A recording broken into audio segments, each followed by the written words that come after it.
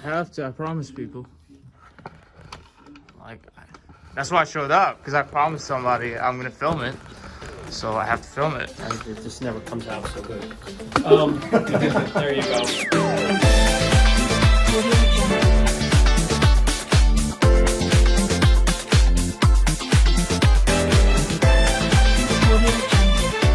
Alright, here's my quick summary of this video. First, Mark will talk about landing for a bit, and there's a segment, I believe, by Ryan, who talks about his chaotic experience up there when it was actually hailing.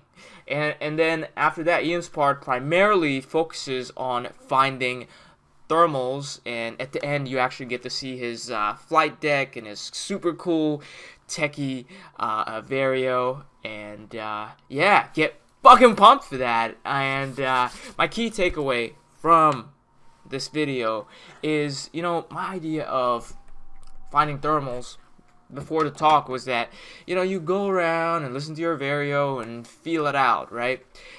But in reality, if you do your research using the websites and the resources that are provided in this video, you can actually see that, in this case it's Tiger Mountain, but if you do your research in regards to the site that you're going, you can see that, there are certain patterns, certain routes that people take, because the constant factor is the landscape, right? Landscape stays the same, and maybe, there might be the variable could be the weather, let's say, but the landscape is the constant, so it reacts the same. So, and there's a route that, people usually take, and before visiting the site, I would say just do your research, and you can kind of, you will have some data, some idea before you go and fly, and that will add on to you being up there safe and for a long time and having a lot of fun. This video is value packed. I recommend you watch the whole thing, and yeah, subscribe to this channel because I'll do my best to go to every Chalk Talk and record it for whoever that missed it, or busy, whatever the case may be. So, and yeah, enjoy. Was my fly up, guys? All right. This is a very blessed tripod, Mark. So. Yeah. All right. So look. For people that go into the trees and they fall 150 feet straight down, I am always amazed at how they come away. And generally speaking, I'm just going to say they hit square. Landing in a turn, you can break like an egg. So there's one.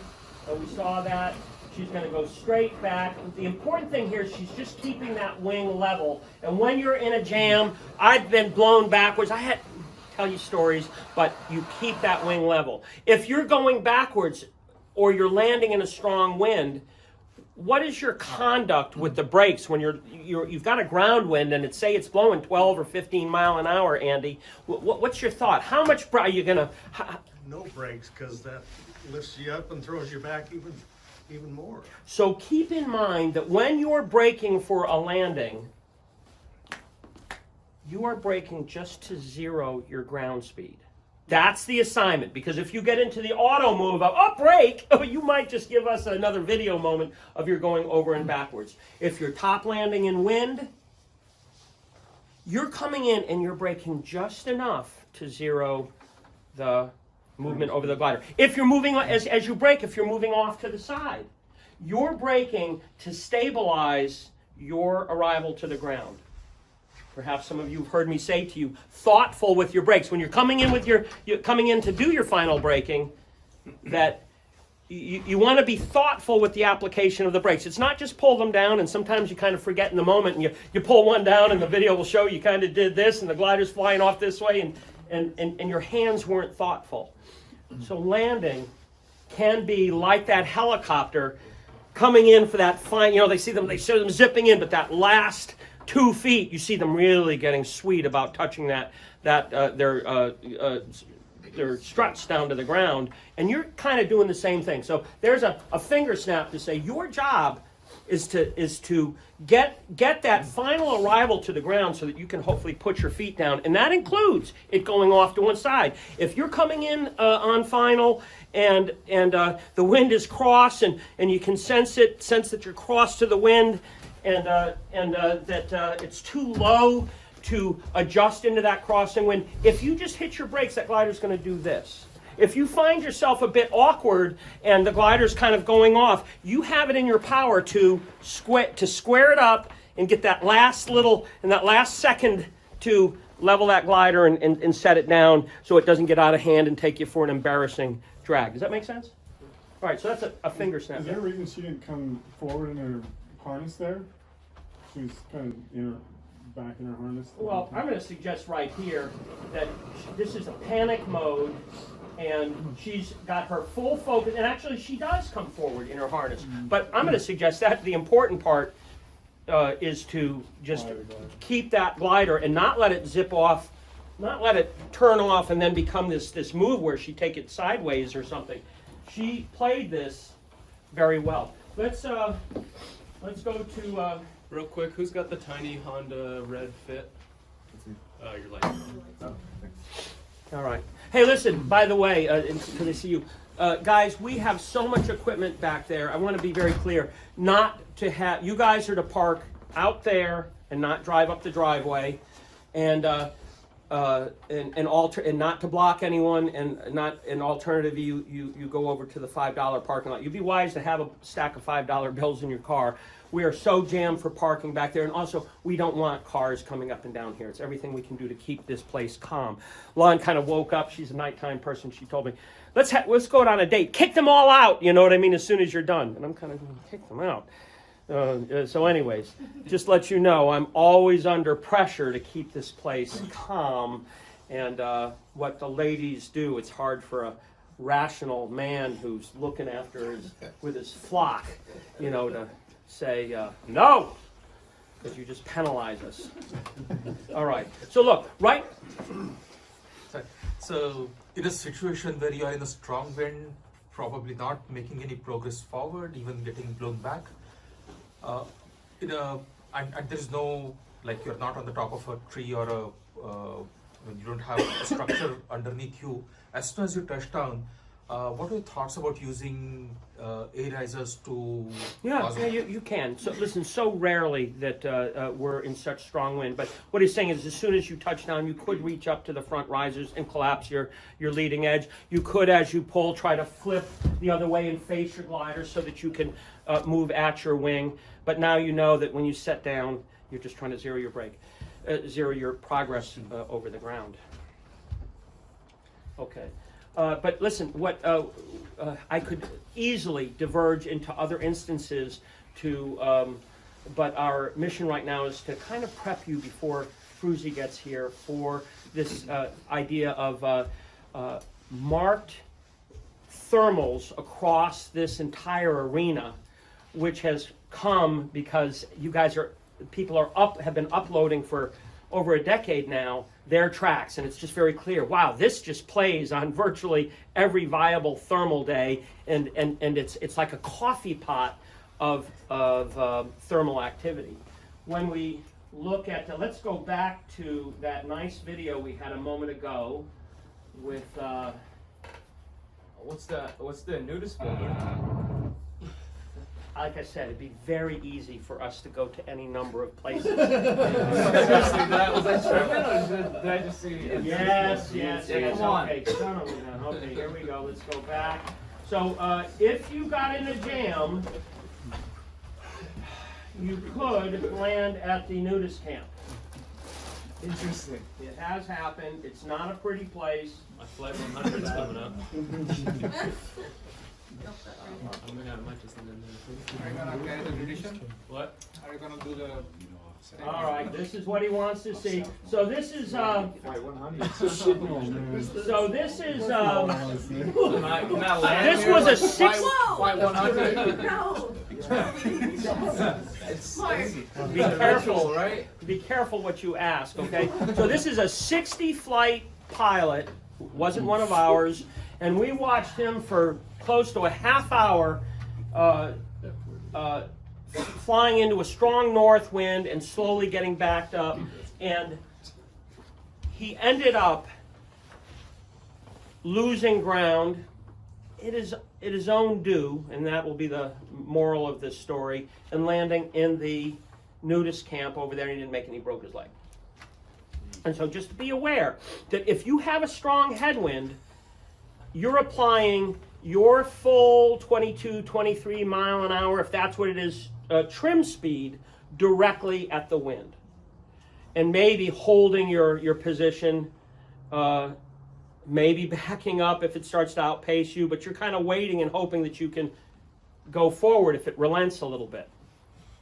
You can step on speed bar, and with your A-wings, you will catch how much more? Anybody got a real number on how much a speed bar will add to the speed of your glider? You say 5. I'm hoping it's 5. Yeah. Well, you can. Why don't you resource that and see if you have? But it might even just be 4. But if you're going backwards, 4 mile an hour is a help. Young lady. How low to the ground would you take your foot off speed bar to stay safe? So, Paul, you want to? Maybe about 100 feet or so.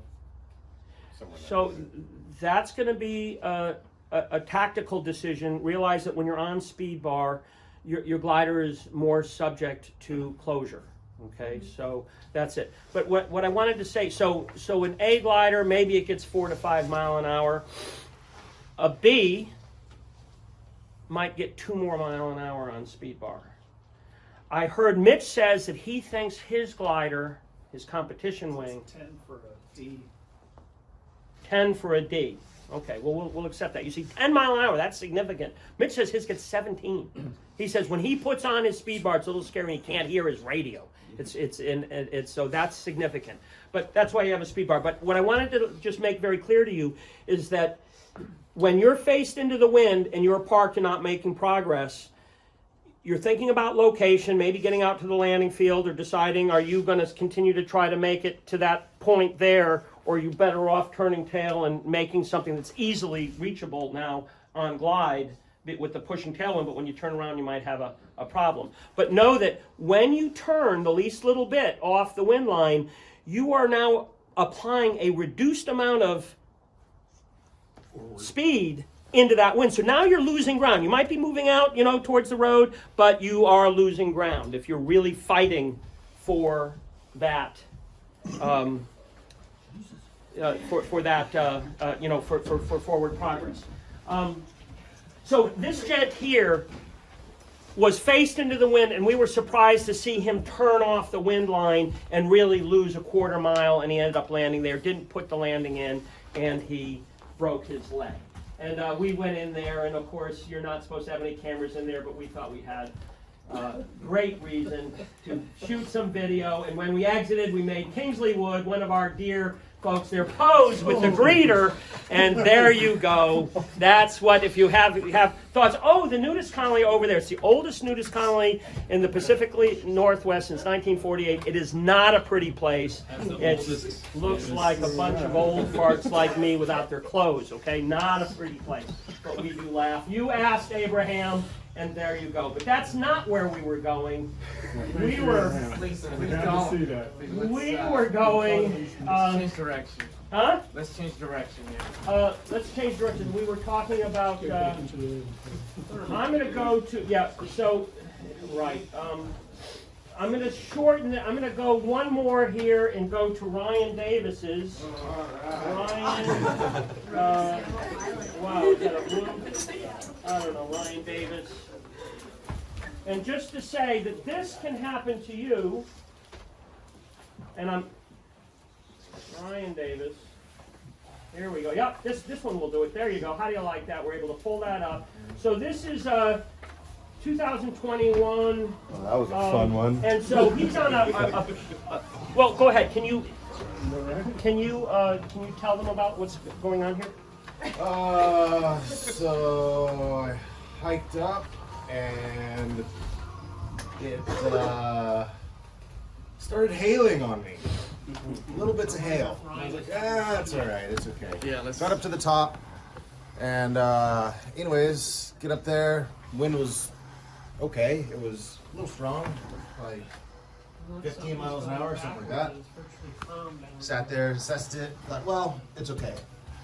And I took off, and as soon as I took off, right before that tree line, boom, North launch? no, south launch, and I just shot up, and I'm going, oh shit, nothing I could do really. Put on big ears, and I just got this glider. Anyways, so. And you're on speed bar here, and what I'm gonna, Oh, yeah. I'm just showing you that he is no more than say 400 or 500 feet off the ground, and he's going backwards. This can happen to you, and so he has to make some management decisions as how he's going to handle this. And of course he worked it out. He's And sitting I'm here. on full speed bar. And look at the windsock here in the tree. Yet he's just 300 feet above that windsock, and he's going backwards. So that speaks for, what do we call that? Wind, Shear. wind Gradient. wind gradient. The idea that the wind can be lighter down low, and as we climb up, and it can get stronger and stronger. And this is a severe wind gradient. So this ends up being that he's well. Here he takes it downwind a little bit. You took a closure, but you continue to fly the glider, which is smart. Now he's going to turn around and face into the wind, and eventually you start to move forward, but you turned and he ends up landing. But I kept getting, it was just so scary. Look at those clouds, way too big. There you go. So now he's going to take it downwind, and frankly, he makes a nice tailwind landing down in the swamp. I figured I'm gonna go land in some soft stuff. Tailwind into the swamp would be a smart thing. So, but listen, what I liked about this is that he kept his wing level. We were just talking about, you don't want to turn low, especially with a strong tailwind, because you're going to come around much slower than you'd think. Look at this. For all the wind he had up there, he's actually going to stand this up. Okay, so... Stand up landing. Wow. And this isn't the only strong wind situation that Ryan Sean Davis has gone for, but we're not going to go there because, as I told you, I was hoping to prep with a little bit of speak to Frew's show here. Hang on a second. I want to go back to this beautiful footage that Dan took on his flight there. And so you can see the sky is pocked with very nice cumulus. This is, in theory, this is lift. Each one of those cumulus clouds represent lift. And the nicer the shape, the easier it should be to work. What we're looking for is those nice cumulus with the cauliflower tops on it, which is really showing you how the thermal moves once the water vapor in the thermal is visible. It tells you the story of what it's doing and when it starts to descend. These clouds here, they're good. They could be a little bit more boiling and defined. But I think one of the topics here, as it was asked, well, can we do a study on, the thermal locations around Tiger? Well, it's happening everywhere, and this is kind of showing you just how prolific on this day the thermal activity popping is. In theory, where the cloud is on a day like this is where the lift is. Where the blue is, there's no lift. It's the sink. You got air going up, you got air going down. So, I think Frewzy is going to captivate you, and I'm going to... Or can you repeat that last part? Repeat that last part. So you said that if there's a cloud, right? If there's a cloud, there's going to be a thermal there. For this kind of cloud, cumulus cloud, the way they are formed is by warm air rising, which has moisture in it, and when it gets high enough and cold enough, that gaseous water vapor liquefies, and if it got yet colder, it would go to ice. And somebody said you said you flew on your day there, Ryan, you had hail that day. Okay, but now we can see it. And so on a nice cross-country day, it's partly cloudy, and the thermals are marked with a cumulus cloud. We spoke about this, I think 2 weeks ago, we spoke about thermaling and breaking your climb out into thirds. you're turning and thermaling on a 6,000 foot day on your first 2,000 feet, the middle portion of the flight, and the top as you close in on cloud base. I take it you weren't there. So this talk here, some of you are going to just roll with this, is the 5th Chalk Talk, and so now I feel like for those of you that have been attending, it sets us up for what I think Frewzy's going to do. So I think we'll continue with another 5 Chalk Talks through the season until it gets a bit much for me as the season revs up. So I suggest you come, and we'll just see how we can build on it. But right now, Iain Frew, a round of applause, please, for Iain. That is cold here. Here. So, a lot of you, which is fun. So for the rest of you, I'm Scottish. I've been flying here since 2006, I guess. Not so much these days. I'll be doing more this season. I'm getting older, Ian, colder. Sorry to cut you off. This is. Oh, this is here. Sorry, Yeah, get colder. You're the superstar I'm on here. star. You're too. Get some coffee. And I don't think I can get it off. But anyway, yes. So since 2006. I also learned through this school with Marc. I was an instructor here and a tandem pilot for 10 years. I've flown in multiple competitions. Not a fantastic winning comp pilot by any means, but I'd say above average. Worked at Microsoft for 16 years, so I'm a bit of a techie guy, and therefore most of my talks have been techie. And I'm also a bit of a weather guru guy for modelling and forecasting. So I normally give chalk talks in weather and a whole bunch of stuff there. So that's about me. So just so I can get an idea of how many people here have got less than 10 flights. 1, 2. How many get 25 or less? Okay. How many get 50? Okay. How about 75? More. How many flights do you have? Me? Yeah. About 130. Perfect. Okay, so we have people. How many get more than 200? Brian, Paul. Yeah, you do more well. Just. Awesome stuff. Good. Okay, we got a good audience here then. So this is good. Oh, that's my ex-girlfriend. As always, Marc told me it's a terrible way to treat your sister. And I think actually, he's got it at the back. Yeah, that's my first reverse launch in 2006. Marc keeps everything, as you've probably guessed here, right? So you will not fail to escape me. God, I don't think I've changed much, have I? You finished well. No. Look at that, man. Just young lad. The leg, Frewzy. Hey, look at that. 2000. That's a long time ago. Holy moly. How many flights do you have? Sorry, I probably got close to 3,000. Wow. I guess over the years. And just like you when you start, it's a very obsessive, addictive sport, as you probably guessed. And while I was at Microsoft, I used to change my wings almost like yearly for a long time. I forgot about Am half I of these distracting videos. you with your own history? But I'm just looking, I'm like, I forgot about half of this stuff. Yeah, there you go. That's what it is. That's it. Remember, you mind your there you manners go, there you because go. I have it on each of you. Yeah, I do have a custom, well, I still have that wing as a custom Scottish wing. Yeah, it's actually quite good seeing these photographs Marc's kept of myself, but all you guys as well. And you can actually see the progression of how things change over time, you know? Boom, there we go. Perfect stuff, good. Right, so what we're going to talk about is Marc, since he's already topped 5. Yeah, is that the one that went right over? Yeah.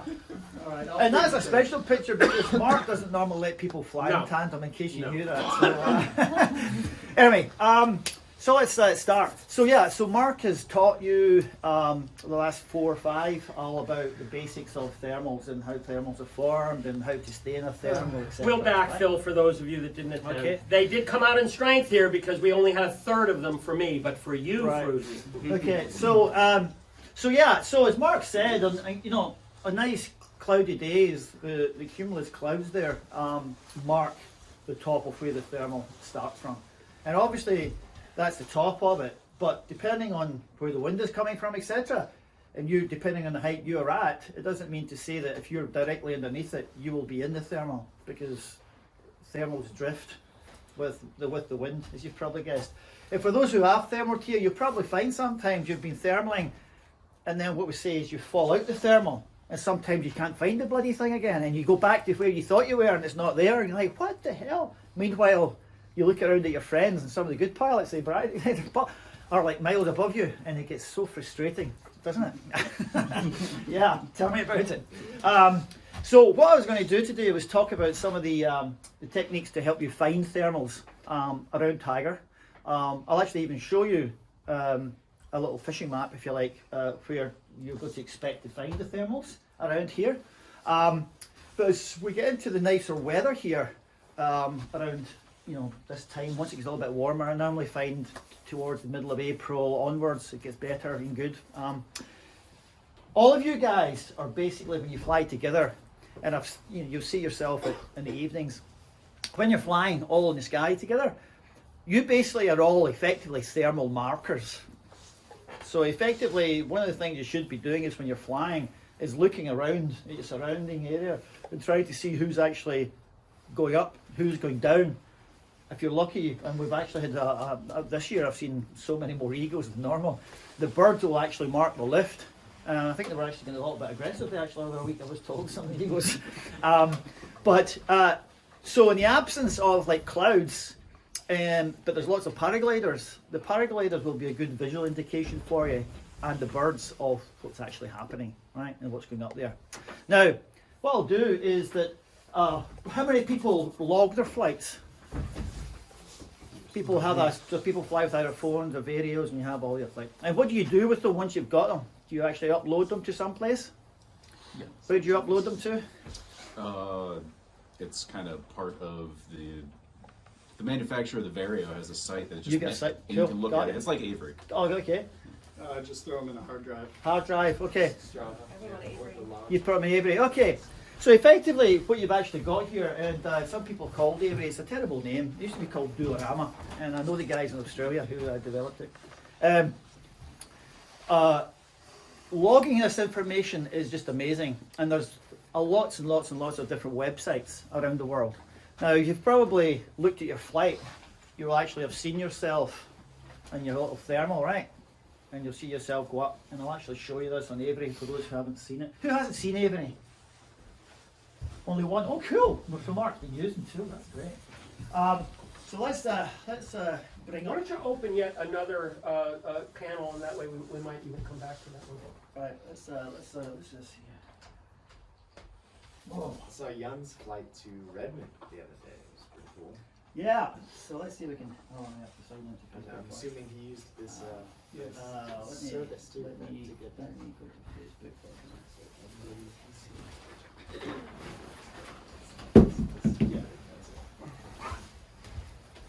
Boom. Yeah, right.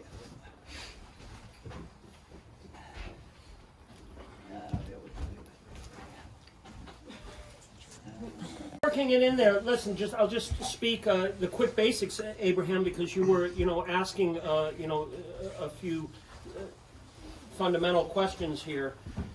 Right. The generally speaking, we like light wind, 5 to 12 mile an hour, so it's easy to launch, and hopefully there's enough ridge lift such that when it strikes the mountain, there's a lift band, and we're working ridge lift to just stay aloft until we are able to intercept a thermal that might be climbing to 5,000 feet. Ridge lift, generally speaking, is only good, say, for maybe 500 feet. It might be less, might be more, and then we have thermal lift, with which we have that warm air parcel climbing, and that's how the guys are generally doing their cross-country flights, right? That makes sense? They're climbing up in the thermal, and then they make a transition, and hopefully, and I'll say generally, you might get 5 miles of travel between your one lift, make a glide, and then you've got to reacquire again, otherwise you're down on the ground. These video that Frewzy's about to show you is probably going to indicate that. Yeah, cool. Thanks for I had to sign in just so I could bring up something. I pre-prepared for you guys a little bit. So this thing is amazing. This thing is one of the best things that ever happened, as far as I was concerned. It could be better. There's lots to do here, but we'll just actually start a little bit here, and we'll actually look at a little this sort of one flight. We'll make up. This is 32 times here. So this is a flight from Tagger. This was about 5 years ago, from Tagger down to Enumclaw, going south, and I wanted to show you a couple of things. Normally, I'm not a big fan of the south. Generally speaking, it's better now they've cleared the south launch with all the trees, but it used to be like a toss-up of whether you'd sink or whether you'd get a thermal, because you don't have that much opportunity to try and find a thermal. And if you lose it, you're quickly around the yard wall and you're back to get a landing zone, right? As you're probably aware. So it can be really tricky. And I know a lot of good experienced pilots who's never even been south. There's a girl here called Kyoko. And amazing, she flies all over the world, really good pilot. She's never flown south, ever, from Tagger. I only found out, she's a friend, and I only found this out another day here. So let us just, we'll pull up here and we'll zoom back a little bit just so you can start to see here with the thermals. Can you put on stats? Is that okay? Yeah, sure. There you go. I'll put on the stats for you guys. Bottom line elevation. Yeah, so this bottom line is the elevation. You can actually increase the speed, you can zoom in and zoom out, etc. here. And you can start to see the flight of what's happening here. Now, as you could probably guessed here, when I took off, which way is the wind coming from? Coming from north. Yeah, because It's drifting. Yeah, number one, right? So perfect. So as you can actually start to see here, directly as I'm thermaling up here, and boom, boom, boom, boom, the wind is coming from this, coming from the opposite direction there. So it's basically coming right, boom, that direction here, as you can see here, with them lined up. So the cool thing about this one as well is, if you look at this picture here, you can see I started thermal, and if you noticed here, if we can make it out just here, you'll see actually here there's like a V in the hillside, right? The topology it forms, there's a little, you can just see it's like an elbow there. Do you see that? Right in here, and the wind is coming in this direction here. And what will happen is there's also right down this. You see this, like, it looks like a path here. It's actually the main power lines. So generally speaking, what you'll find is that power lines are a major source of releasing thermals. It's just as a tip. If you fly in Chelan, you get to the east of Washington, etc. Once you get across the rim, where everybody heads for is just beyond the rim. There's a big power line that runs down there, and invariably that's where you get the climbs from. So the wind passes through there, any of the hot air, it disturbs it, the wires disturb it, and it acts as a trigger, and it releases any hot air, and they sort of generally start to go up. The other thing that happens here is that in this little angled area I just showed you there, the wind actually funnels up. So just if you think if you're on launched at Tagger, and we're about to launch, you'll see that there's like a funnel there between the Kingdom and then the Last Chance. And so the wind, it goes in there, accelerates, and it comes up quicker. So generally, what will happen with any hot air that's in the valley when it releases, it will obviously follow that trough here. So effectively, as you start to head south here, there's a couple of ways you can go. One is actually keeping to the high terrain here. Personally, for me, if you're flying with a high terrain, I always like to make sure that I can get to a landing bailout field no matter what. So I'm a very conservative pilot, so I want to go really deep if I don't think I'm going to get back out. So for instance, on west days, which I don't really prefer too much, you'll never find me deep in the west bowl. The west bowl here is the one that goes all the way up to the towers, in between the north ridge, we call it, and the launch, you can see. And if you're in a west wind and you go up there, just what happened to Ryan, the wind will go up and you can go around there and be potentially pegged, and like slow, and you'll just see a lot of trees with no sort of bailouts. So I tend to make sure I can always see some place I can land the gliding zone. So therefore, when you start to look at this, where the thermals are kicking off of is this power line here, boom, just beyond it, it starts to funnel, and that's where the thermal drifted and it started to rise up through the air, that little bubble of one air on this point.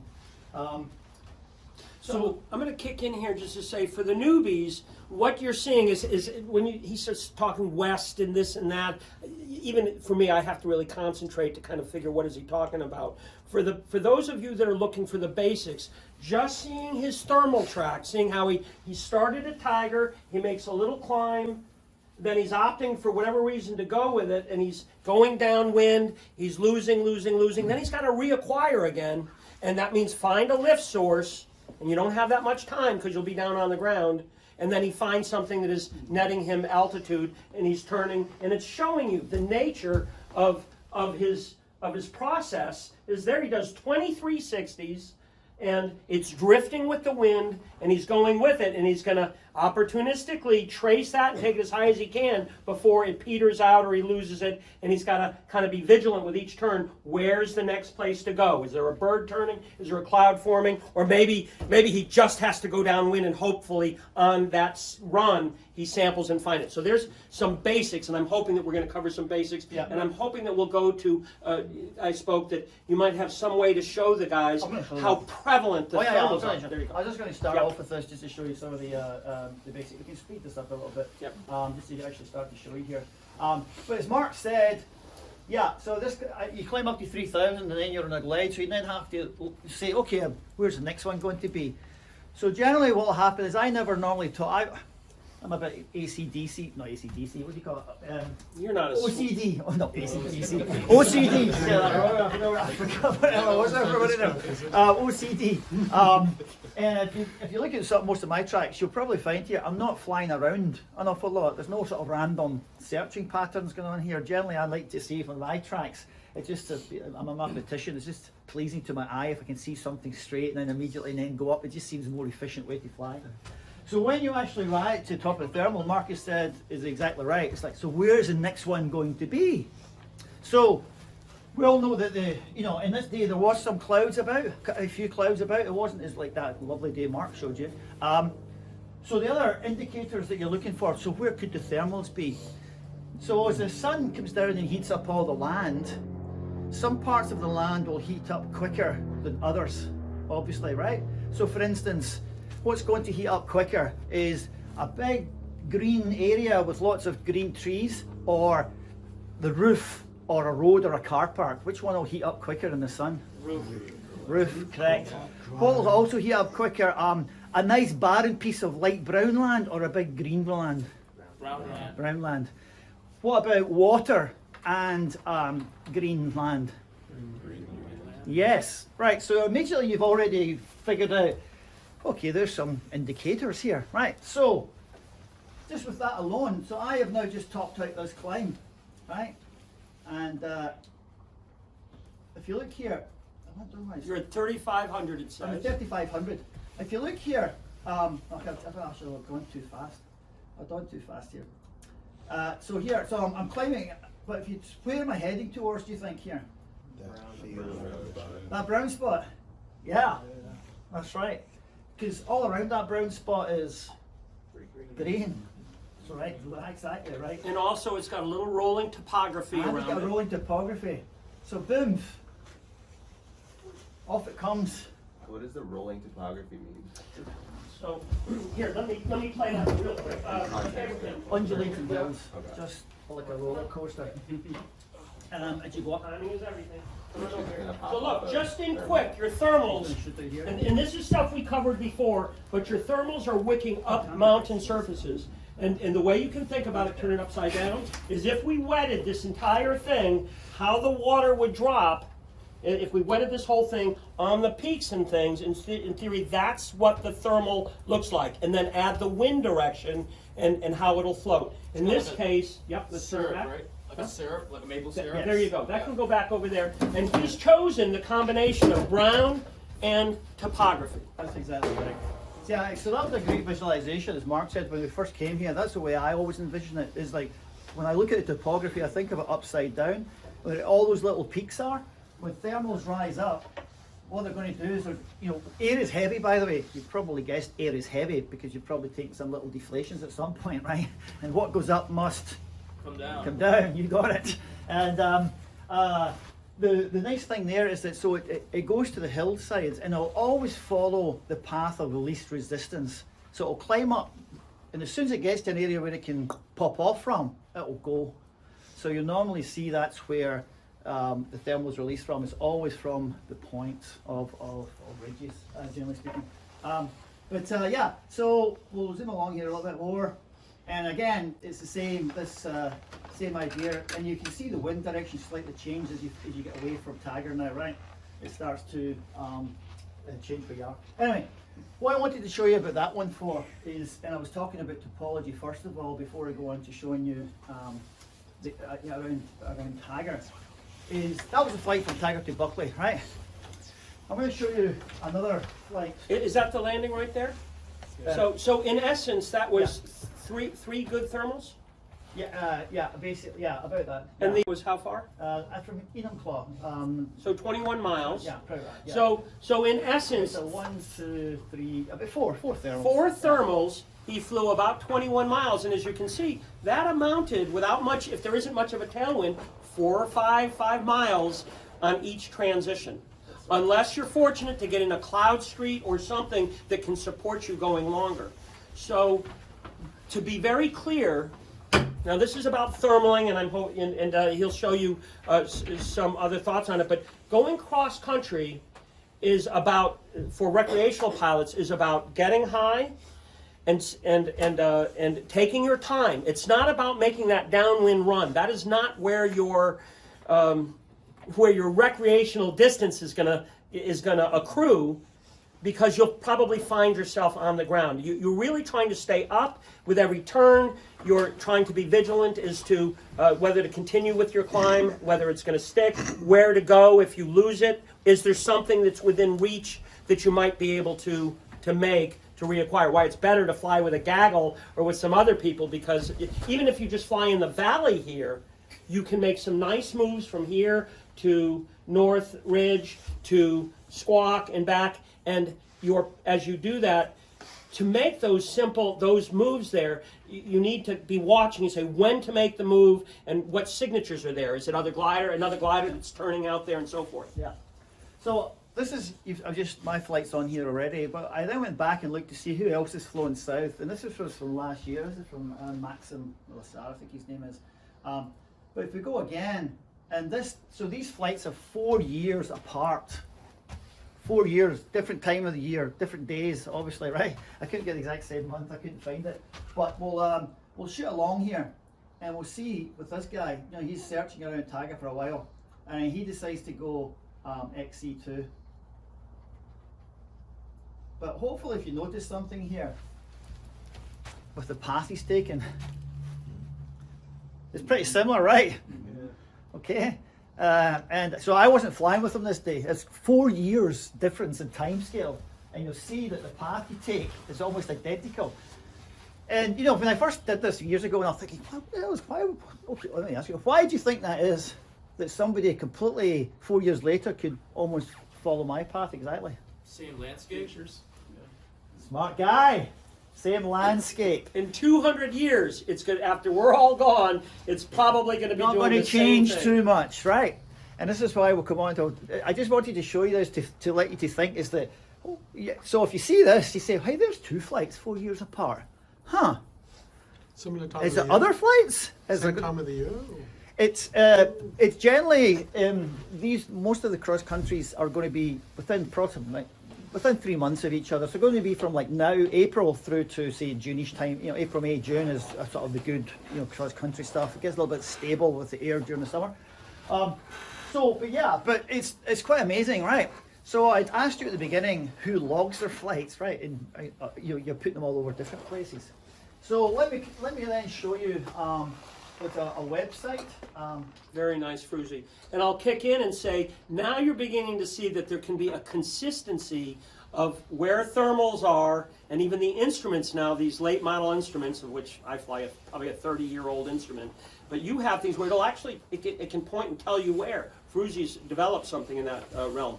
What I wanted to though make a point, when you're going on vacation somewhere or you're going to fly in a competition, you can pull up the tracks from that region and know a lot about how that site plays, where the thermals are, where the cross-country routes are. Okay, so here's just a little roundabout tiger last year, right? So this is called paraglidingforum.com. Okay, and there is a website, there's a online logging there, logbook called Leonardo. And most people around here will either use this website or use a thing called XC Contest to upload their logs. And I'll tell you why we tend to do it. Oh, you'll see it very shortly here. But one of the things you can actually do in here is that, you know, within this particular website, you can actually go here and you can actually pick on, say, Tiger Mountain. Okay, I'll just pick this one. And you can say, see flights near this point of everybody's. And you can actually then see where everybody's uploaded their log files to who flies here. Meredith, who's my good friend, Malakasi, she is one of the top women pilots here in the US. 3-time women's national champion? Yeah, so she's absolutely super hot pilot. She is just OCD about paragliding. You will always see her flying. Right? If it's if it's flyable, she'll probably be up there. A bit like Yun, you know? But also quite conservative. If she doesn't is. like the conditions, she stands down. So within this is just from this. Meredith. Yeah. So this is just this year, but obviously you can then go in and filter, and you can actually go back all the different dates, years. All right? 2007. She's still there. She's been flying a year longer than me, right? Which is amazing. So we have all these flights up here, right? Which is just amazing, just absolutely amazing. Now the cool thing about that is that, well, can we be a little bit smart about some of these flights up here? So if you look at this, there's a thing called Skyways, okay?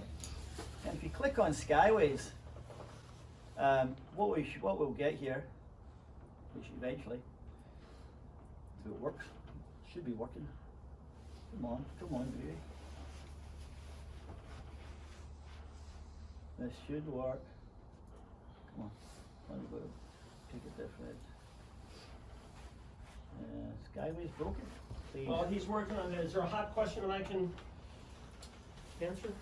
Right, let me do it. Yeah, I wanted to ask, so you mentioned something about like breaking it up into thirds earlier, and then Ian, you even popped off like saying that, oh, that's a really good point. Yeah, it's sitting right to your right on the board there. I never really heard that one yet. So while he's getting his Skyways working, in short, if you've got a 6,000 foot climb to cloud base, and when you launch off the mountain, your first third climb, you're really working very, very intimately your instrument and immediate ground surfaces and so forth to kind of get established. From 2,000 to 4,000 feet, as you've made a climb and you're successful, you start looking up and see, well, if it's a nice cumulus cloud marked day, you might start looking up and saying, well, where is this going? What is the source? And you might even start to, oh, there's that cloud, and you might start hedging that way. As you, if you continue to be successful in the climb and better locate your turn, the top third, you're closing in on cloud base, and it really should start becoming important to you. Where is my next climb going to be? I would like to make headway over there, because as you climb up, you're going to start to lose visibility. Everything's going to get kind of flatten out. And we had a much more expanded speak on that. There's a quick, and it's sitting on that board right to your right from last week. So, well, for some reason there must have something on the website. But anyway, what I was going to show you there is what it will do is that previous website, paraglidingforum.com, Skylines, it will show you all the tracks from everybody. And you'll see where everybody goes cross country flying from Tiger. The nice thing about it though is that if you want to find out more about thermals and you want to go cross country, you can download their tracks and then you can upload them to Avery yourself, and you can then see and virtually fly somebody else's flight. So you can then do your research up front. Okay, that's what I was just going to show you. That was the only step. So going beyond that then, so you have all these flights, everybody's put all the logs up there, and I showed you a thermal just within Avery. Next thing would be, wouldn't it be cool if somebody could analyse those tracks and find out where the thermals are and then put it onto a map, right? This is the next logical thing you'd want to think about, because then you've got like a fishing map. There's areas you could always fly to. And lo and behold, this is one site. It's called thermal.kk7.ch. It's actually from Switzerland. They've been updating it a lot, so it's obviously in Europe. But if you scroll out from here, and with the marvellous of technology, we'll fly across to America. And you'll see Skyways is in here, okay? And we'll go to Seattle. Oh, look. Kaboom! So what these guys have done is that they take all the data sources of all where people log flights to. And if you go to the website, they'll actually list down where they take their data from. They'll take it from Leonardo Paragliding Forum, they take it from DHV, they take it from XE Contest. They might even take it from some of your instrument flying sites. And then they'll analyze it and actually start to show you generally where the thermals are here. And you can then see, obviously, we fly a lot around Tiger area. Lo and behold, Yarwall, yeah, Northridge, Kingdom, right? Which is like no surprise to us for those who been flying around this area.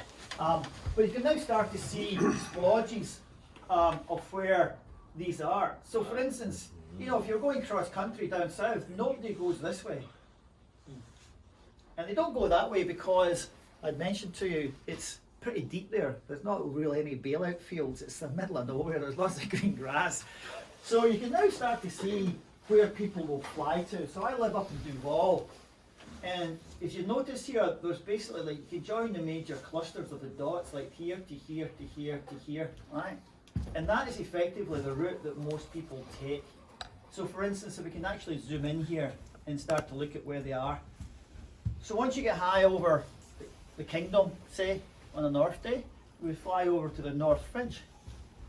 And then you get high at the North Ridge, because you will find generally thermals coming up the North Ridge. And even if so the first thing to do when you leave Tiger, the first big cross countries for the beginners is getting to the North Ridge, right? Because when you leave Tiger, the launch, and you start to see the landing zone sort of disappear, it can be quite anxious, as we've probably figured, especially if you're going backwards, right? and getting hammered with hail. It's not a fun feeling. But over time, what I'd recommend as a beginners is that you'll just start to go to your comfort zone. You go a little bit further. You'll come back. Generally there'll be regular thermals around the the launch area, and you can get higher and you'll see other people, and just keep going out further and coming back further, and then see if you can get to the North Ridge, because generally in the North Ridge is the wind on the northwest day will blow up, and it will either get a little bit of a lee side thermal, which is this side as you're going towards it, or on the other side. But being on the actual ridge itself, or being on any ridge, is really good for safety for flying purposes, because you're generally where the wind is. If you're you know about lee side winds. That's if you're on a hill here and the wind's this side and you're down low here, you can get turbulence and it can be bad for you. But if you always fly top of the ridge on the spine, you're never going to be in lee, right? So it's a safety factor to sort of get to the North Ridge, and then you can go either side of it to see where the thermals are coming from. But once you get high there, you then move across. So this next area here is the Highlands, and the Highlands is full of what? Parking lots and roofs. Oh God, you guys are listening. That's super cool. That's exactly. And also the bailout field, which is a hospital area, so you can land. So hey, and there's tennis courts and things. Mm-hmm. And notice over Lake Sammamish, not a thermal sport, not a single spot. Yeah, nothing, right. So then once you get here, you get higher, and then you can start to figure out, so where do we go next? So just looking at this map, where do you think, if we're heading up towards Carnation, what route would you take? What direction would you fly? Towards the golf course over there. This way here? Northeast. Yeah, that's right, because there's a splodge here, right? And if you actually zoomed in, this map's not got the detail, but we actually have another piece of topology here. I call this the tongue. Do you see this shape here? It looks like a big tongue sticking out. You see it? This thing here, if you fill that in and you draw an outline around here, it just looks like a big tongue, right? It's actually a hill, and on top of the hill is a nice big house with a swimming pool, and generally the thermals release right there for the same reason that we've talked about. You know, you could think about turning that topology upside down, seeing it dripping off with honey, and you say, hey, let me get up here. So that's generally where we head towards. And then once you're here, there's a ridge that follows all the way up here. So you're flying the ridge. Oh, look, lo and behold, kaboom! There's another one there. Now, generally, interestingly, that I've always wondered why we do this, but normally if you on north wind days, the wind is coming towards you. But we always tend to go north, cross-country days and north days instead of going south, generally speaking, as long as the wind is not too strong. And generally what we'll then do is that this part here, again, as I showed you in the very first part of the topology, see there's a valley here that comes round here. It actually necks like a V, and the wind is coming from the north, and it funnels up, and kaboom, there's another one, right? Ian, so in regards to the typology, right? Are these, like, if you go down a little bit, you know, the blue and reds, are there just data points? So or is it more it thermal means that selection? it's more likelihood of thermals, you know, in terms of where they okay. are. Yeah, Okay. it's generally where more people have been there. So what it means is there's, from the database where everybody's been flying, there's more people been flying and meeting thermals at that point. So therefore, the further you get away from Tagger, generally speaking, it's only the cross-country pilots, so there's not as many people, so therefore the gradient. And this website pulls from, you said, the list of all the other ones, Yeah. right? Okay. So this one up here. A ridge list would also be on here, right? It's just anywhere people Yeah. saw. So for instance, so what I've done is I was just actually showing you where the thermals are, right? But then if you actually click on hotspots, boom, it actually now showed you the likelihood of where the thermals are around Tagger area and surrounding area where you actually want to fly to on here, right? What's even better with this stuff is what you can actually do is you can actually download these hotspots if you've got a flying instrument and actually put them on it if you're flying with a certain instrument, and you can actually see them. So for instance, when I fly in Mexico, I'll be flying there for a long time.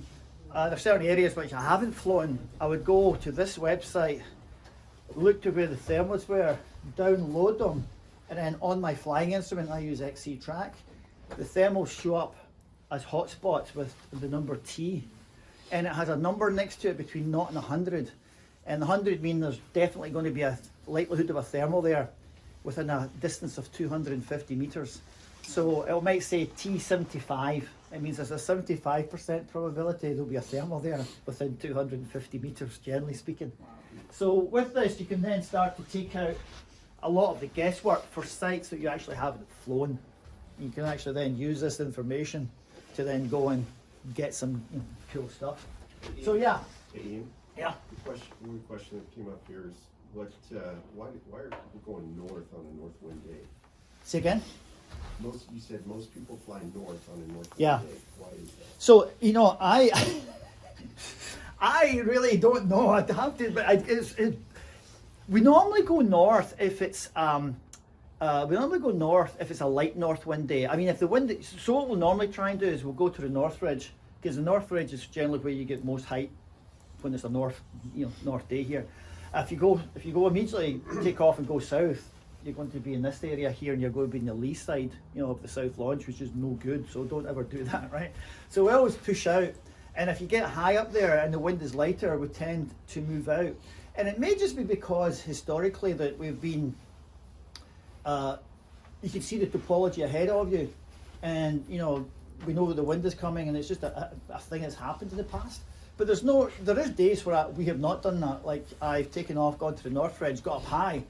The wind is a little bit stronger, and I've turned and I go south, which makes sense because when you're going downwind, you're going to be going faster, and you've got the wind behind you, so you can then see roughly with the topology where it's going to go. I mean, it seems logical sense, but I always sort of wondered why we do that. But I'll suggest the landing fields to the north and up the Carnation Valley is much nicer than going south. Yeah. So here it shows you an idea of like on a flying instrument screen. This is LK8000. It's got like T52. So it's telling you like the probability. It's like within 100 meters of there, you're 52% chance you'll find a thermal. Right? So it's a little bit potentially cheating, but it's pretty good actually, you know, if you're just flying solo. Anyway, so this one here is a very useful site. And here is, if you click on the graph, it'll then show you all the different websites it's gathering its data from. And it'll actually come up here and it'll actually tell you. So here, like last time we did a check for new flights, it was on the 10th of January this year. So they actually keep this website up to date. You know, and they've got 15 million thermals across the regions they're actually looking at, you know, across the world for topology. So this stuff is actually pretty, it's pretty good. It's a really useful site. But you can also see there's other places where we fly. So, you know, we have Tiger, but the other place we normally fly around here is Blanchard. It's not as much. This is Blanchard Mountain up at Chuckanut. For those of you just south of Bellingham, there's a beautiful, beautiful, beautiful site up here. But once again, you can start to see where they are. Now, obviously, if we can now go across to Chelan, get boom, and it's this is still amazes me here over the years what people have done here. Yeah, this is just crazy. But yeah, so here is Chelan Butte, and I mentioned to you the rim here. And if you actually, I don't know if this will show you, it's probably not going to show you the detail here, but running up and down here is a power line. And it's generally, you'll see that most of them is on that side of it. So yeah, so in terms of being able to find thermals around here, so in summary is that, you know, use yourselves, use the clouds, use the birds. It's a blue hole day. That was a good question for you. So, can you still thermal when it's all blue sky? Yeah. So why is that? Moisture difference? Yeah. It's just drier. So what happens is the air will heat up and the air will rise, but if there's not enough water vapor, the clouds won't form. It doesn't mean to say the clouds aren't, you know, it's not rising. But generally on blue sky days, you'll find it's all going to be a little bit, the thermal is going to be a little bit bouncier, a little bit more turbulent than the clouds, because it's a much mellower. So if you fly in different climates where there's more humidity, it's a much softer climate. So like, think of like Brazil or Colombia, you know, near the tropics. The thermaling and flying there is much softer conditions than you generally get within a mountainous region. And then the other thing though is it's quite interesting, as Mark did point out, is that on the days where there are clouds and there is blue sky, it's almost like the opposite, is that it's going to be sink. And the reason it's going to be sink on those days is because it is a day where the atmosphere contains moisture, so it's going to rise up, but where the blue holes are, it's definitely going to go down that day, as opposed to all being dry. So that's why there's a sort of difference there. I'd like to put an exclamation point on the point he just made. The difference in friendly character in general between a day that has partly cloudy, a partly cloudy day that has the signature of cumulus clouds on top of the thermal, versus a blue day where there is air rising but it's not marked. Generally speaking, that cumulus cloud is much friendlier than the blue day. It can be actually gnarly. So when you guys go down to, for those of you, a popular winter ground is Valle de Bravo, Mexico. And when you say, yes, I was down there. And generally, the first question I'll ask is, did you have cumulus clouds? And if they say yes, I know that they had a good time and it was prolific. And I might then ask after, how high were the clouds? But if it was all blue, what comes to mind is it was cursed.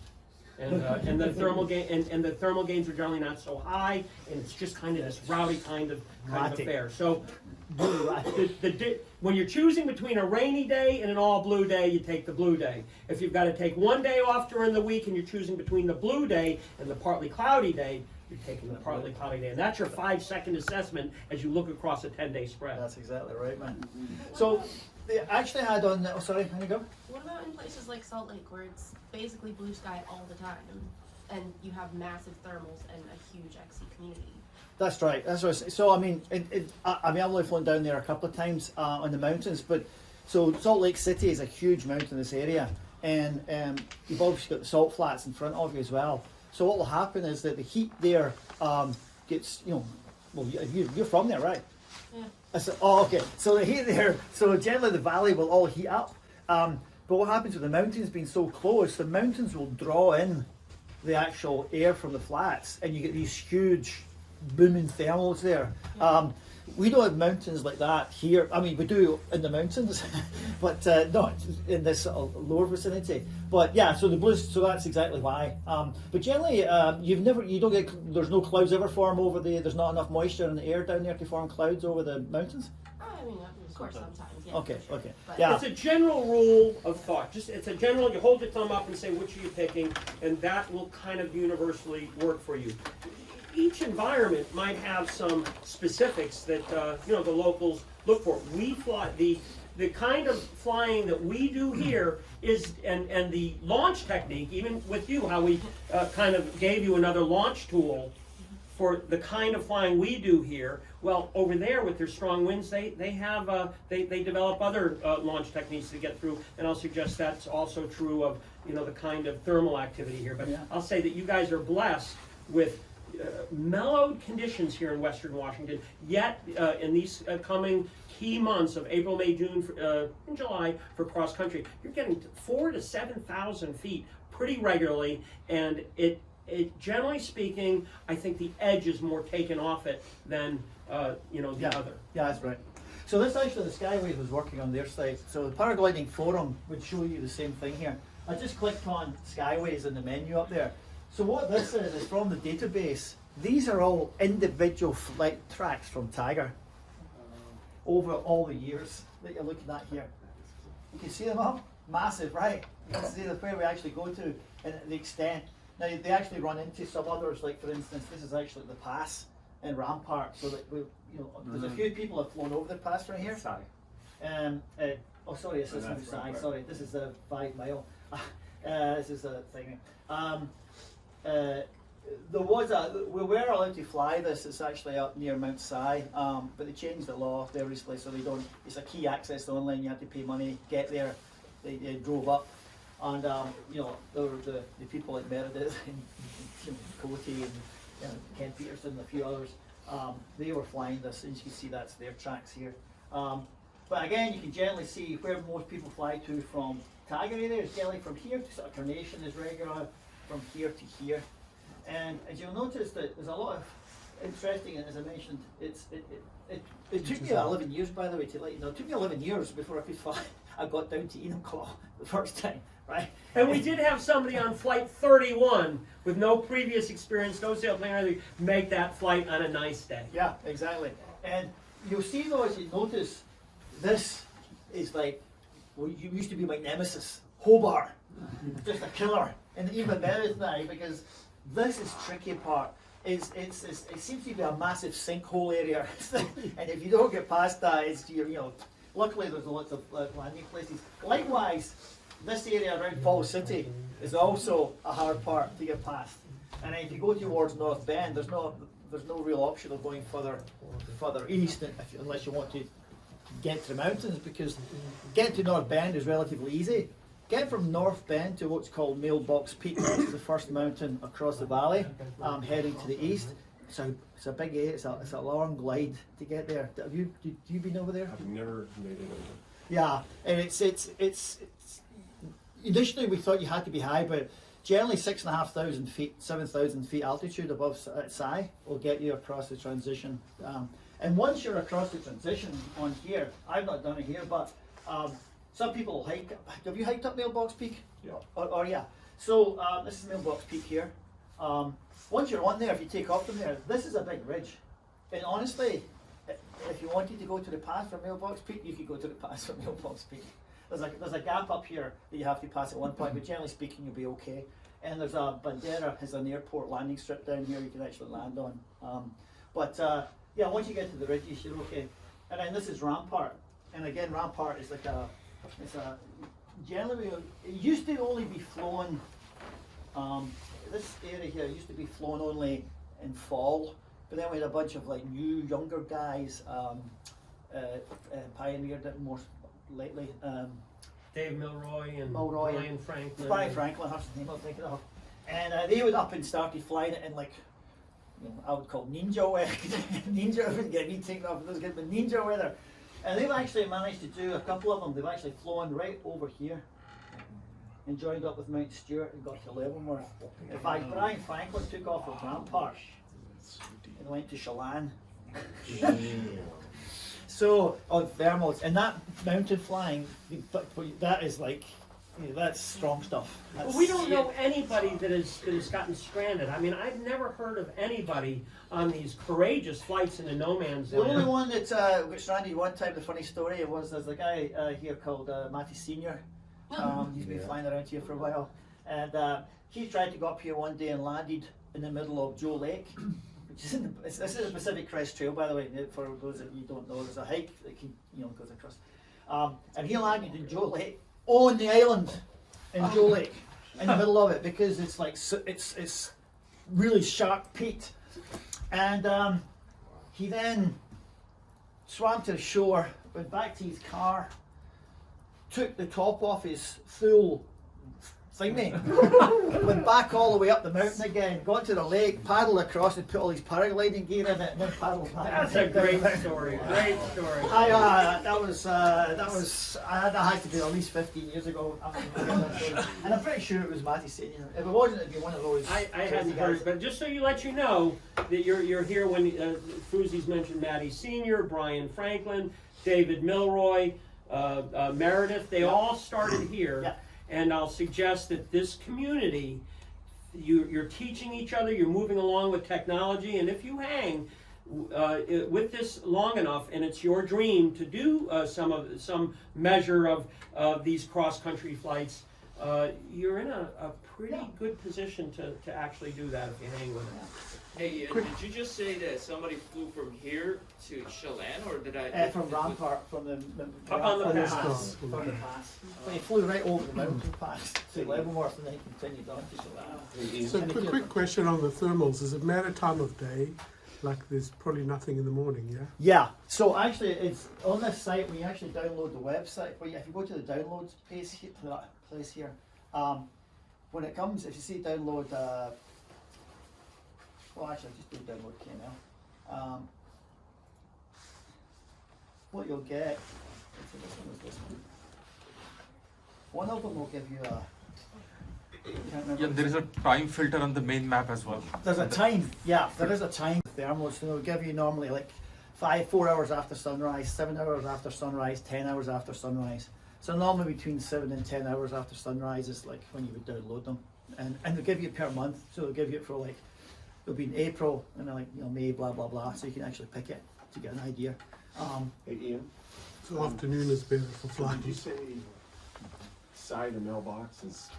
Were you saying 6.5 over side or? No, above sea level. Yeah, right. yeah, 6.5 above sea level. So that's what Brian Franklin. By the way, we're at noon now, and normally this is 10:30 to noon. If you guys want to break now and we give him a round of applause, or we can go another half hour.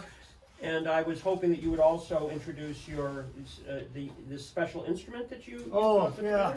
Actually, anyway. Fine with it. Also, one more question. I don't want to jump ahead, but so this is primarily focused on finding thermals. But can you give us a quick summary of like what to do once you feel it? Right. Listen, I'm going to stop you there, and I'll have another session on that. Yeah. We have had sessions. You must have missed it, and so that is we can easily suck up half or the whole session. Gotcha. Yeah. So actually, just I could talk for maybe maybe 5 minutes or so, maybe about this. We have it's your floor, and just to let you know, for those of you that wanted to curb at noon. This is a break point or keep going. So I actually have it's actually my cat. You have yours with you. I've got mine. Oh, you yours? Yeah. Oh, cool. So I also developed a little vario. So how many people fly with varios? Okay, thank goodness. I was going to say, I forgot the most fundamental thing is that it helps to find thermals if you also have a vario. I've told you about if you don't have a vario. And if you, how many people fly in a pod harness? Sorry, how many people do not fly in a pod harness? Yeah, so what I highly recommend you get is a little cockpit. You could buy them cheaper, Marc will sell them, Superfly sells them, whatever. Highly recommend a little cockpit. A little cockpit is nothing more than like a fanny pack. You call them fanny packs? Yeah, fanny packs. It sits not in your fanny, but in your front. And it's got a little, oh, here you go. Thanks, buddy. And it's got a little, Velcro thing. And you could put like your vario on there. And I also fly with all your phone next to it, and you can get applications you can download for your phone, like XE-Track is the Android go-to app, and Fly Sky High is the iOS Apple go-to one. And that will then give you more, you can download other things to it. So I developed this thing over the last 4 years. It's a little vario. I'll be building them to order here. But it's also got, as you see on here, it's got an antennae, as you've probably figured out here. Beep, beep, beep, beep, beep. And Black lines. Just calibrating for me, right? But yeah, so this is a little device here, and it's pretty sensitive. So cool. Right? So this one here actually has it's got a pressure sensor in it, but it also has an accelerometer, and I do some fancy maths to fuse the data together so you get this instant response. But what it also has in it, and the reason I did this one is it actually has like it's called a LoRa modem. It's just a modem, so it can communicate with other devices. And it can communicate with this place here. I actually, if you've noticed, there's a big pole on top of Marc's barn here. If you go outside, you'll see it. It's actually connected to a little box over there that I've developed. And this will transmit and be picked up by this box. And you can go to your website and you can see people when you're flying. So when you guys are flying around here, I can see Brian flying and all these guys who are kicking about with these devices. But it will also send the information to other pilots. And on the screen, there's no other pilots around here, but you can actually go to the second screen. It'll show you a little radar map, and it'll show you where your buddies are. And you can create a list of the IDs of the different devices, who your buddies are, and you can then follow them. So one of the things you would do with this device is that if you're going cross country, you'd then be able to keep a track of your buddies as well as radio. I find once they get about 1.5 kilometers away, 2 kilometers, you can never see them. I mean, it's like, where the hell are you? And if you've ever tried to fly, talk on the radio, it's a pain in the butt. I've never manually done that good. But what this thing does is I then send the information here, and actually on the third screen, I show details of up to 4 different people that you want to track with this device, and it will show you how to get to them. It will give you an arrow directed to how you can go and find them. It will also tell you if they're climbing or sinking, and it'll show you their climb rates on there as well, and the heading and speed they're doing. And then you can Bluetooth it to XE-Track and Android, but to get the pressure sensitive data. But XE-Track, it'll show you a dot on the map of where your friends are, but sometimes it'd be quite hard to see, and I have no control over their application. But an XE-Track is nice. You can create a page with a table, and you can put down the name of the person, their altitude, their heading, blah blah blah, and you can read it quite easily. So you can then start to see where they are, and visually. And I hooked that up to. I use Onyx. It's called it's an e-ink reader basically, but it runs Android, Android 10 or 11, and you can see e-ink readers much more clearly than color devices or phones when you're flying. So I see that, and it's like, actually, I can go and grab it for you if you guys are interested to see it. But it's that works really, really interesting. So between this one and that one, and so I've been building these as like prototypes. It's effectively, these are guinea pigs, but I build these and sell these for $250. and there is, you can go and buy one of these from actual manufacturers, but they will charge you $750 to $950. So it was mainly a case of that when I came up with this idea, I just wanted something that beginners can fly with, and it will take them, beyond just a basic What's the range once you get away from your repeater? If two people are flying somewhere else, This actually, this will go up once you're in the air. There's no obstacles. I've actually picked up people from my house in Duval, Ken Peterson at Issaquah Highlands. Oh no shit. Okay. And he was at 1,500 feet. So pretty long The distance. record we've had for this in the UK is 60 miles. 60 miles. Yeah. Oh, shit. Wow. So we do a little better thing than this. Is that what will happen is if you're say 5 miles ahead of me, and then you're 5 miles ahead of him, I might not see you, for instance, but because I see him and he sees you, I create a little ad hoc network of 2 hops. So you can actually a little mesh network of this. So they are little repeaters in themselves. Yes. Yeah. I'm just blown away. That's amazing. So it's cool. Yeah, so I designed all that over the last 4 years. So I think there's about 30 of these in Tagger now. I've been all the firmware. I need to actually be smarter to let people know there's more firmware. But yeah, I mean, it's mainly. I mean, I'm not making a huge amount of money on these. It was just a case of a fun thing to do when I left Microsoft, you know. And it's. Ian, by the way, can you upload like the data the same as just like any other, you know, $800 vario? Yeah, this actually is all SD card in it, and it logs the your flight log in IGC format, so you can then just take it out and then put it into your computer, and then I actually upload the thing. It's the way it works here. So you know, it's because of all the chip shortage, it's been hard to get some of the components for this, but I've just actually managed to get a couple more pieces for. Yoon had bought one, and he's waiting on it, and they've just sent it apart from China. The little blue part here is the communication board that I need, and it's been low demand. But anyway, that's if anybody's interested. You know, I can take orders. I can take orders. Yeah. So normally what will happen is if people want me to do this, I normally collect the money after I build it for you. But if you say you want it, it's a commitment. And says, I know you where you live, I'll come after you if you don't pay. So if you actually do say, hey, no, put me down for one, then yeah, I'll be a committed. I'll buy the stuff up front and build it, but then I'll only give you once I handle the device. And there's a little manual. And I do support, you know, over the years, as I said, one of the things I found is the speaker would give out quickly, so I've replaced the speaker for people. And on my new build, when I get this module now, I change the speaker out immediately. It's just so I don't have to keep doing that, you know. Or if things go wrong, you can contact me and say it's not working, it's a piece of crap, you know.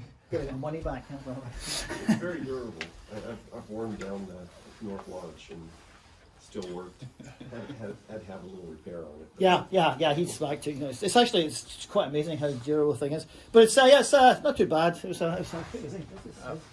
Oh, there it is. How you doing, buddy? So that's the sort of how I fly. So I fly with that paired to this running XE track, and then that's the way I do it. Is Mark? Is he gone? Yeah, he's gone. But just, you know, the quickie for like keeping in the thermals for me is that normally when you find a thermal, the best rule of thumb for me is that is you should do a complete circle within 16 seconds. So you should do a quarter turn within 4 seconds. So you can start counting, you know, like 1, 2, 3, 4. And the reason I'm saying that is that if you turn too tight, if you turn much quicker than that, you're probably too banked at an angle and you're losing height. And if you actually take longer than that, you're probably flying outside the thermal. It's just a general rule of thumb. So, you know, repeat that piece again. 16 seconds to do 16 seconds. 16 seconds Gotcha. full. So I normally will look, and then there's a whole bunch more Mark will tell you, but generally when I find a thermal, I'll then start to make sure that I can try and do it. It changes depending on the altitude, obviously, but the rule of thumb, you know, it's, you know, the thermals will expand as they go up further, you know, so if you're up really high, it's okay, but down low you can fall out them quite quickly and you might have to turn quicker. But that's that's a rule of thumb I use. I kind of watch and see what other people are doing, or if I'm flying with birds and trying to turn, you know, the radius that they're turning. Yeah. And does it matter in regards to direction? Because sometimes, you know, like, it's if there's other people in the sky and you join somebody else, you go the way they're flying. So the rule of thumb or the etiquette is that if you see somebody flying and he's turning, I normally turn 95% left. So if I'm thermaling this direction and you see me thermaling, don't come and start going the opposite direction. So everybody you always catch somebody, you always follow the same direction to avoid collisions. There's nothing worse than actually, you know, thermally, and somebody's coming towards you and you're going towards them, I'm travelling at say 25 mile an hour, he's travelling at 25, you're hitting each other at 50 mile an hour, right? So it's not a good thing in the air. I'm just wondering, maybe I'm processing Mark's phrase in regards to turn away from the hill. Is that a totally different context? I think that it's because we're talking about two different, like we're talking about thermaling at elevation up high. It's kind of a different tool when we're scratching along the kingdom there or last chance, and we're making those figure eight Always turns, correct. Always which is where we want to continue to be turning away from the hill, and that's where you're basically trying to build yourself a figure eight pattern that turns away from the hill but maximizes the lift. So it's an altitude related thing. Yeah, it's but if you're flying and you're going cross country and you're seeing other pilots, it's just for safety. There's that etiquette. Once you're away from the hill, it's fine. And generally with Tiger, as you've noticed, is that you might find some people trying to thermal at Tiger from below launch and circle, which is not a good idea. Generally, you'll do it's safer if you do the repeated pattern of 8 above the kingdom until you're above the kingdom, and then do your full circles. It's just a safer thing. There's nothing, especially when it gets really busy during the summer here. You don't want to be smashed into people, and we've had a few mid-air collisions actually here as well, where people have like thrown reserves and landed in fields and things like that, which is where we're there. So I think, you guys any other questions? I want to see. You have devices. I can follow you. I want to see what you use. I'll things are easier to read up there. Oh yeah, I can bring it up. It's just in my car in the car park. I have that. And quick question. So suppose you are planning a flight and you have mapped out all the thermals in the area. While up there, like you don't have the map in front of you, right? So what do you kind of look for? Do you like mark out some geographical locations while you're on the ground? How do you orient yourself? So that goes into what Mark had been talking about mapping the area into thirds. So generally I do, so the application I run with also actually has a map on it, so I can see the maps. But generally it's that, it's effectively what you do is if you're lower down, you look at the topology of what's underneath you and to see where the dark light areas are, where the thermals are coming. When you get to the mid region and you're in there, you're looking around at other pilots and birds, etc., and then start looking up at the clouds. And then once you get to the clouds, you're looking for other clouds to fly to, as a general rule. That's the three. So for general, you look at the map while on the ground, and while up in the air, you just look at the signs. Yeah. Okay. And you get it used to with time as you start to fly here. You start to fly Tiger, and you'll start to find where the actual lift points are. So, how many people have been to the North Ridge flying here? Okay, how many has not been to the North Ridge yet? Okay, so cool. Okay, so the North Ridge is your starting in your flights here. So normally you'll be, depending on the time, if you're really beginners, Mark will take you up in the evening, and we're going to get to the situation shortly here. This is your first year flying, right? Yeah, the beginners. You get to what we call glass off in the evening here. I don't know if have we experienced glass off? We've had a glass off this time. Have we had glass off already this year? Oh yeah. Have we? Oh yeah, for sure.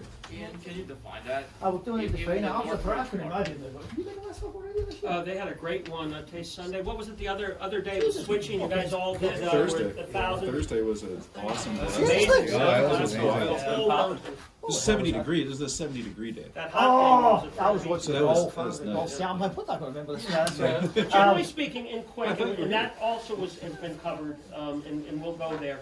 But when the shade from Squawk Mountain walks across the valley with that setting sun, whenever that happens, that is the catalyst, the motivator for all this air rising up. And that's our glass. Yeah, glass off is the valley heats up during the day.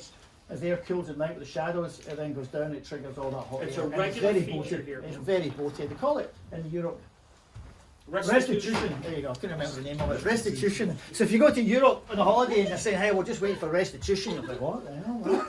Yeah, glass off. It's the same thing. It caught me by surprise. So I think actually, and then at this time of the year, the other thing just for thermals, and this, I thought we might have been lucky today to show you it, but keep your eye open here. So, because for the beginners who haven't got to the North Ridge, etc. yet, on the days here when it's like rainy, misty, and you're doing a chalk talk especially, you might come out here and you'll start to see like there's mist just rising off the hillside, streaming up. Yeah, that is your thermal markers of where the thermals come from when you think about it, because even though it's a wet day and it's maybe the ground starts to heat up and you start to see there's a low cloud mist, and then you see all the little streams of condensation coming up. That is telling you that those parts of the topology is heating up more than the other parts. So you can actually come out and you'll see boom, boom, boom. You'll see Last Chance, you'll see the Kingdom, you'll see the West Bowl, you'll see our wall, you'll see all the places where I've talked about just purely by looking at the weather here too. So that's a really good visualization. So if you do come for Chalk Talk, you'll see that misty day, you have to go out and take a look, and it's really useful. And you can say, oh, I'll have to try that the next time I fly at night. Okie dokie. Oh, there's my friend, there's Meredith, yeah. There you go. Can I squeeze one more question in? This Northwest Paraglider, like the Paragliding X cross country Uber service. Oh yeah. So I set this up about 4 years ago, maybe. So now, if you do go cross country, it's like, how do you get back? So what we did is I created this group on Telegram, just like Mark has for students, and it's called NWPC, Northwest Paragliding Club -Retrieve. And you can then just be added to a member for it. And basically what it does is that when you land, you can post to that group to say, is there anybody in the area? It's not a guarantee you'll get lifted up, but the intention is that on good cross-country days, or if you're flying away from the area, you can say, hey, I've landed at Highlands, which might be your first cross-country. And if you post to it, you probably find somebody will come from here to come and pick you up and bring you back to the LZ.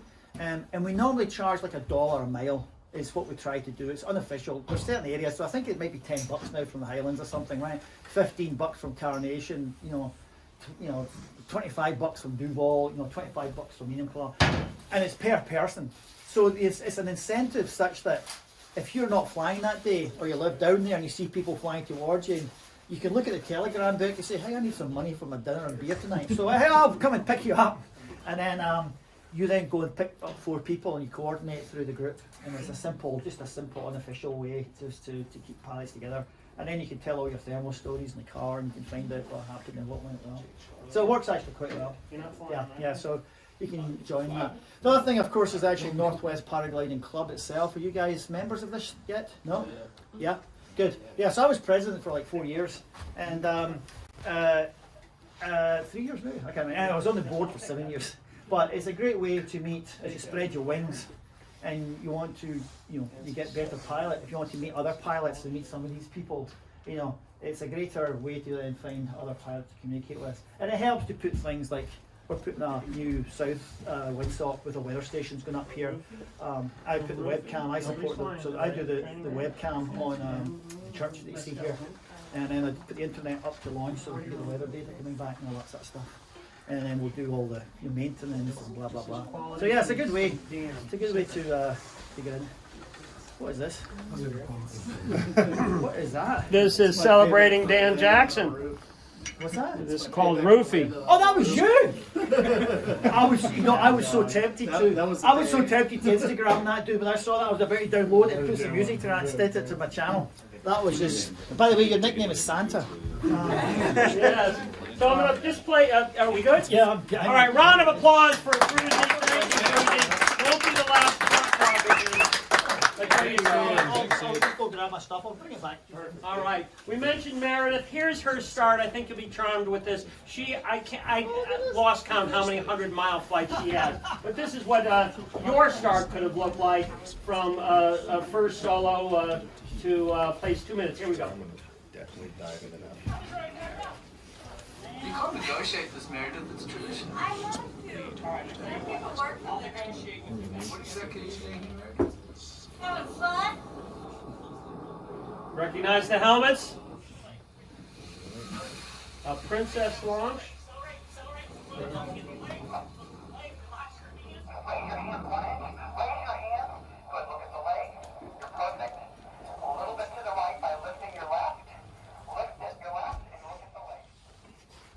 What year did she start? 2005, it said.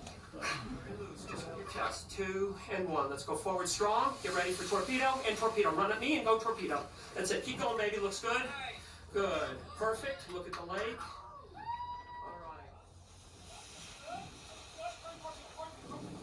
Oh, no. Oh.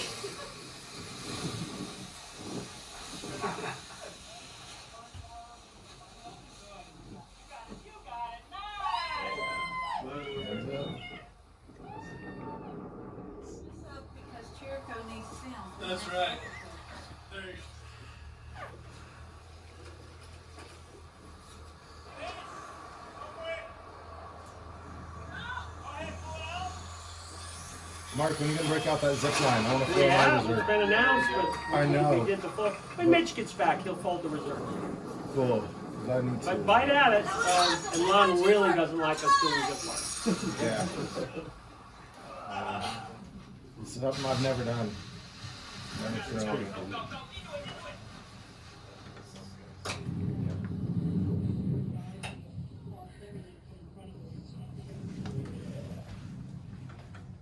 There's the old south launch. You see how it used to be a channel there, a slot. And there she is taking, there you go. So Meredith, and she just hasn't stopped flying, you know, just hitting the big stuff. So there you go. I think we can stop there. You can either, there's probably some training hill if you'd like. I don't, for the big dogs, if you really wanted to go up, we probably could, but the conditions are getting pretty big, worthy of us going out on the deck and pointing some fingers at clouds. I think that's a good thing to do.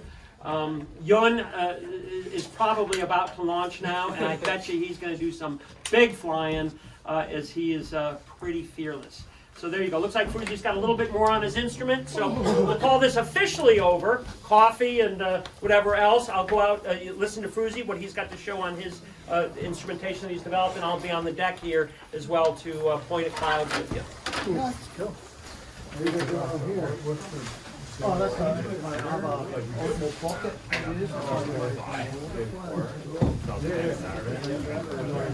Yeah, so. Yeah, you got to let's go down this side. We found both camping in the parking lot. Yeah. So this is the. I'll just actually put it out here. So this is an Let me see the demo here. It's called the ONYX Coke 3, and I'll show you here. I'll just bring this up. So I run XC track, and you'll see that it brings up Bluetooth is now connected to it, and it's just picked up, you know. And I can see it with my sunglasses and you can on. see it. Yeah, you can. That's the problem with this thing. I was it depends. my polarized glasses. I have to look at it sideways. It's so funny.